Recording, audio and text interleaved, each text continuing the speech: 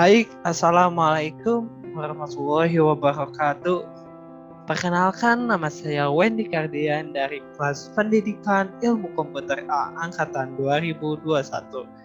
Jadi, pada kali ini, pada kesempatan di hari yang cerah ini, saya akan membawakan dan menjelaskan materi terkait soal latihan dari materi rekursif untuk mata kuliah algoritma dan pemrograman.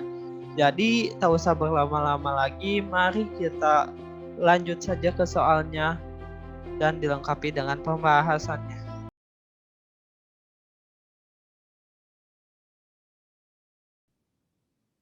Baik, jika dilihat di sini udah ada terdapat satu soal.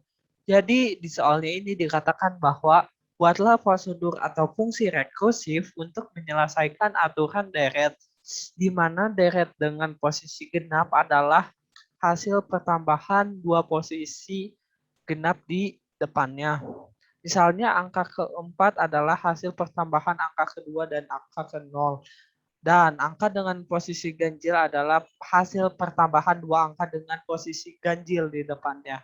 Misalnya angka posisi 5 itu adalah hasil pertambahan dari angka posisi 1 dan angka posisi 3. Maka ke 0 akan selalu berisi angka 0. Angka ke 1 selalu berisi angka 1, angka kedua selalu berisi angka 2, dan angka ketiga selalu dan angka baris ketiga itu selalu berisi angka 3. Jadi jika dilihat dari kasus soalnya di sini, ini itu seperti sama kasusnya dengan kasus Fibonacci yang sebelumnya.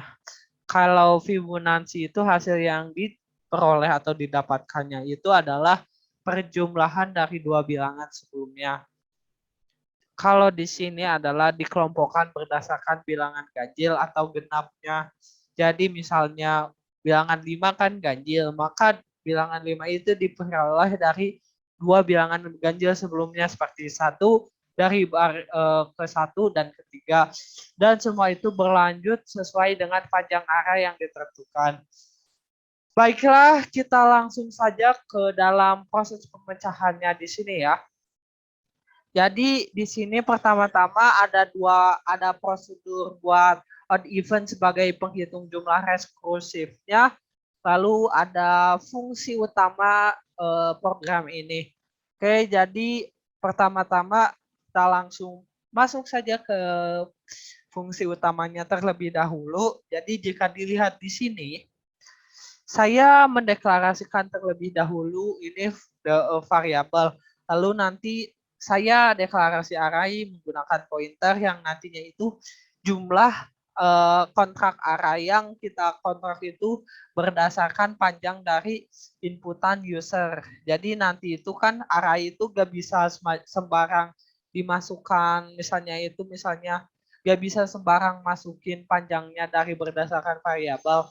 Nah, cara yang digunakan untuk memasukkan panjang array ke dalam panjang array-nya itu seperti ini. Jadi array yang sudah dideklarasikan itu menggunakan function yang namanya merge. Jadi di sini itu fungsi yang nantinya akan diisi dengan size yang udah diinputkan oleh user seperti begitu.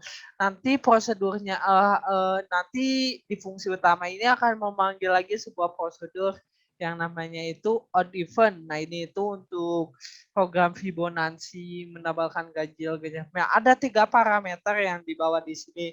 Yang pertama itu adalah array-nya. Lalu nanti itu panjang array-nya bakal seberapa. Lalu selanjutnya adalah titik mulai array-nya dari mana. Karena seragam ya, array di sini dimulainya dari 0, maka dimulainya diisinya di 0. Selanjutnya nanti akan diprintkan hasil dari Fibonacci-nya. Tetapi sebelum itu, mari kita langsung cek ke prosedur di dalam Fibonacci-nya ya. Oke, jadi jika dilihat di sini, kita sudah membuat prosedur yang bernama odd even yang memiliki 3 parameter yaitu array, lalu titik terakhirnya itu berdasarkan panjang array-nya, lalu titik start array-nya itu dari mana. Oke nih, sekarang karena di dalam rekursif itu ada dua. Yang pertama itu rekursif tersendiri itu adalah bagaimana sebuah fungsi memanggil fungsi itu sendiri atau mungkin biasa disebutnya itu sebagai callback function. Jadi misalnya di sini di dalam fungsi odd even memanggil fungsi odd even lagi, maka selanjutnya akan terus diputar-putar. Nah, untuk menghentikan proses pemanggilan itu, kita diperlukan sesuatu yang dinamakan dengan blok. Blok itu apa sih? Blok itu tuh jadi suatu kode yang bisa menghentikan sebuah proses rekursif itu tersendiri. Nanti ada line di mana di sini itu yang termasuk ke dalam blok ya. Jadi mari kita cek dulu kodenya. Jadi kita menerima parameter array untuk menyimpan array, lalu titik startnya n-nya itu panjang array-nya, lalu titik startnya. Jika kalau misalnya titik startnya 0, berarti itu tuh array indeks ke 0. Berarti kan tadi dilihat dari penjelasan soalnya di sini itu array indeks ke angka ke 0 akan selalu berisi angka 0. Berarti pasti 0, nggak ada kemungkinan lain. Maka untuk indeks 0, maka akan bernilai 0. Lalu di sini kita akan melakukan proses rekursif itu tersendiri. Jika dilihat di sini nih ya.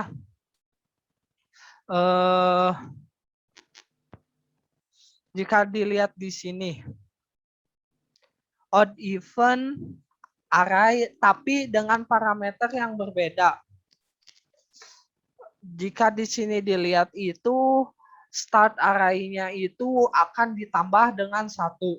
Contohnya itu misalnya kan dari di sini itu awalnya itu 0 ditambah 1.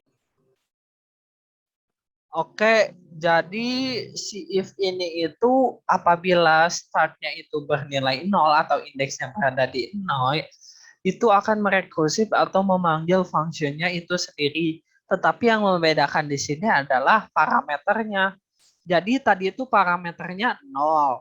Yang start ini ditambah jadi 1, jadi 1 kan. Oke, masuk lagi ke function yang ini dengan nilai yang sama tetapi startnya yang berbeda. Kan itu nilainya 1, startnya 0 bukan. Terus dicek lagi startnya di sini 1 kan. Oke, berarti indeks nilai ke 1 juga akan dinilai diisi 1 jika diperhatikan di sini ya. Jadi angka ke 1 berisi angka 1. Jadi array indeks ke 1 akan diisi 1. Lalu selanjutnya akan merekursif nilai itu sendiri, function itu sendiri dengan parameter yang berbedanya di sini itu adalah parameter yang startnya. Jadi startnya bertambah 1 lagi menjadi 2. Jadi masuk lagi startnya di sini 2, masuk ke else if yang ini. Karena nilainya 2, di sini juga dijelaskan kan angka kedua selalu berisi angka 2. Berarti array indeks kedua akan diisi dengan 2. Lalu selanjutnya akan merekursifkan lagi function itunya tersendiri, memanggil prosedur odd even dengan membawa parameter array, terus berhentinya di mana, lalu startnya itu juga ditambah 1 lagi. Kan tadi sebelumnya 2, ditambah 1 jadi 3. Jadi start di sini membawa nilai 3. Lalu dicek lagi dan selanjutnya jika dilihat di sini, angka indeks ketiga akan selalu berisi angka 3. Jadi sama seperti yang sebelumnya, maka indeks ketiga diisi dengan 3. Lalu selanjutnya akan merekursifkan function itu sendiri. Jadi misalnya membawakan array yang tadi terus titik berhentinya juga di indeksnya sama, tetapi startnya di sini ditambah 1 karena sebelumnya 3 ditambah 1. Oke, jadi 4. Jadi masuk ke start di sini itu 4. Oke, kan di sini di if else if yang lainnya itu sudah tidak ada yang memenuhi lagi karena di sini hanya sampai 3. Berarti selanjutnya di sini itu ada si 4 ini masuknya start yang 4 ini itu masuknya ke yang else di sini ya. Terus dalam program rekursif di sini juga ada yang dinamakan dengan blok. Jadi blok itu buat apa kan? Karena rekursif itu akan terus memanggil function itu tersendiri, maka diperlukan satu kondisi untuk menghentikan proses rekursif itu tersendiri. Karena jika tidak ada blok, maka proses rekursif akan terus dipanggil secara berulang sampai tidak terhingga dan arraynya pun akan melebihi batasnya. Nah, untuk blok di sini itu si program di sini akan berhenti jika tidak memenuhi suatu kondisinya itu si startnya itu tidak kecil dari n. Jika kalau misalnya n-nya itu tuh udah lebih kecil daripada start atau gak udah si startnya itu udah sama dengan n gitu, berarti udah terisi dengan si awalnya itu udah memenuhi dengan indeksnya gitu. Misalnya saya berhentinya di angka 5, si startnya itu udah sampai angka 5, berarti udah berhenti programnya. Nanti bakal si arraynya bakal dicetakin. Nah, jika sebelumnya belum memenuhi, jika dilihat di sini nih ya, program misalnya tuh baris bilangan 5 itu diperoleh dari pertambahan, kan 5 itu ganjil ya, diperoleh dari pertambahan dua bilangan ganjil sebelumnya. Berarti dua bilangan ganjil sebelumnya 5 itu ada 3 dan 1. Bilangan ketiga dan 1. Jadi dijumlahkan, nah itulah ketahuan angka 5-nya itu dari mana, seperti itu. Nah, untuk mencarinya itu berarti cara nentuinnya itu kan kalau misalnya 5 ke 3 itu dikurangi 2, sedangkan ke 1 itu dikurangi 4. Nah, itu untuk menentukan posisi lokasi ganjil sebelumnya itu ada di mana. Jadi dua array sebelumnya ditambah 4 array sebelumnya. Seperti di sini rumus yang saya temuin di sini. Jadi array yang start posisi itu di mana itu diperoleh dari dua array sebelumnya, 2 indeks sebelumnya ditambah array 4 indeks sebelumnya. Nah, itu tuh untuk mengisi array yang sekarangnya. Setelah array sekarang diisi, maka akan rekursif lagi programnya. Misalnya tuh akan diisi dengan sama ya, berarti akan ditambah terus satu sampai kapanpun, sampai di mana posisinya itu si startnya itu udah gak lebih kecil lagi daripada titik berhenti ataupun kapasitas si arraynya. Jadi udah kapasitas arraynya yang udah dikontrak berdasarkan user ini tuh udah pas gitu, udah terpenuhi semua. Nah, berarti kalau misalnya udah terpenuhi semua isi arraynya, berarti program selesai. Maka proses rekursif di sini itu sudah selesai, tidak akan dipanggil lagi. Maka berarti sudah selanjutnya, berarti di baris yang ini sudah, maka proses selanjutnya adalah proses untuk menampilkan deret Fibonacci dari ganjil genap yang sudah diinputkan oleh sistem yang tadi melalui prosedur odd even yang meminta 3 parameter yang ini. Nah, untuk menampilkannya di sini adalah menggunakan looping. Loopingnya itu sebanyak berapa size yang sudah user minta tadi. Nah, untuk menampilkannya itu ya tinggal persen D lalu array indeks keberapa menggunakan proses looping yang sudah dijelaskan sebelumnya. Misalnya di sini itu I kan, misalnya tuh dimulai dari 0 sampai panjang array tersebut, maka akan ditampilkan huruf-huruf indeks tersebut. Oke, gak usah berlama-lama lagi karena sudah saya jelaskan. Jadi saya akan eksekusi aja programnya. Oke, di sini saya sudah jelaskan ya. Sebelumnya saya ingin membuat deret Fibonacci sepanjang 15 ya. Jadi ada 15 deret angka Fibonacci ganjil genap ini. Oke, enter.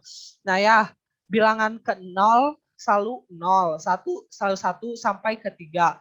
Nah, bilangan 2 ini diperoleh dari 2 ditambah 0. Jadi kan ini tuh 2 di sini tuh 0, 1, 2, 3, 4.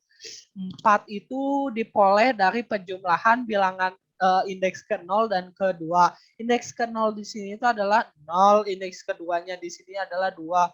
Oke, lanjut ke 4. 4 ini bilangan kelima. 5 itu berarti dari 3 dan 1. Bilangan indeks ketiga dan 1. Jadi 3 ditambah 1. Selanjutnya di sini ada 4 lagi. Ini itu genap berarti bilangan genap sebelumnya. Berarti ini tuh indeks ke-6. Berarti penjumlahan dari indeks kedua dan keempat. Jadi ini tuh 2 ditambah dengan 2. Oke, selanjutnya 7 juga sama.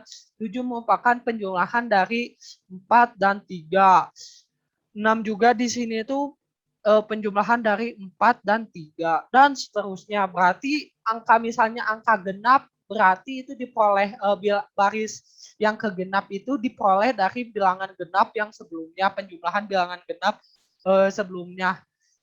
Ganjil juga sama diperoleh dari penjumlahan bilangan ganjil sebuah angka terakhir bilangan ganjil sebelumnya, dan seterusnya sampai berapapun gitu.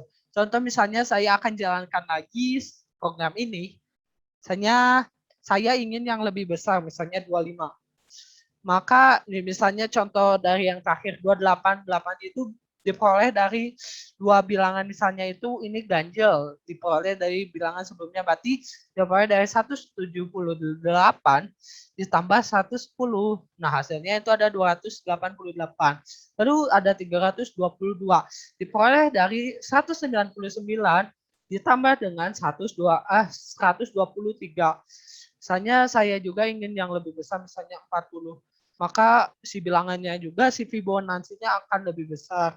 Dan ini tuh prosesnya sama. Jadi prosesnya itu dari penjumlahan 2 bilangan sesuai ganjil atau genap 2 bilangan terakhir sebelumnya.